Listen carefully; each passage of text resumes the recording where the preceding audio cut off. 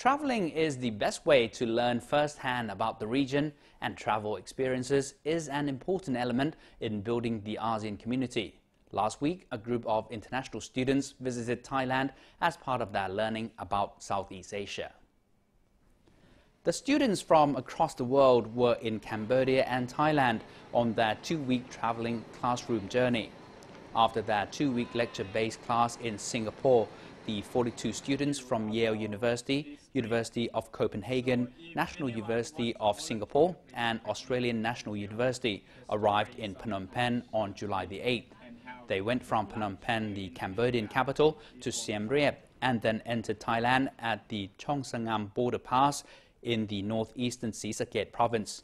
The group spent a few days in Ubon Ratchathani and Khon Kaen provinces, then headed to Ayutthaya, the ancient capital of Siam, before wrapping up their trip in Bangkok.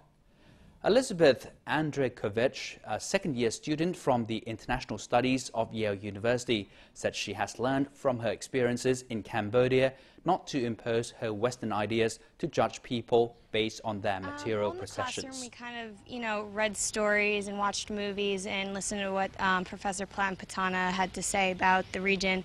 And in many ways, that was informational and provided the facts. But this field trip in general has provided sort of a more holistic understanding and a more fulfilling lesson on the subject, because we're able to put ourselves into these situations and we're able to see the temples and the floating village and the school children and sort of experience, sort of the daily life and the common people, as opposed to just learning the facts, the numbers, the dates. And it's been a wonderful time. Rasmus Paul Larsen, a student majoring in Thai studies from University of Copenhagen, Denmark, said this is a good opportunity for him to meet several new friends from all over the world, and he has learned many new things during this trip.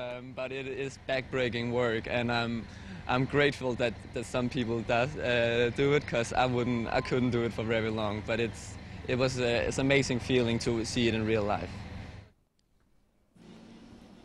Dr. Patana Kiti Asa, a course coordinator from National University of Singapore, who is a native Thai, said both teachers and education institutions play a key role to prepare human resources for the regional development. The human resources refer to not only Singaporean students representing the ASEAN citizens, but also those from all other nations representing the citizens of the world, like Danish and American students. One basic thing is allow them to learn more firsthand, first experience. Seeing is believing, that's always the key. So having direct experience allow them to gain deeper understanding about the region, the history, the past and the present. And right in the field, I myself as instructor, the key role is that to give them on-spot lectures. That's the key for the professors, to point them out some conceptual point where the example that's there, right there in their eye, what they're experiencing right now, what does those mean to them, how does they can contextualize historically, culturally and politically. So overall give them a fuller, deeper understanding or perspective about the region that's beyond classroom and textbooks.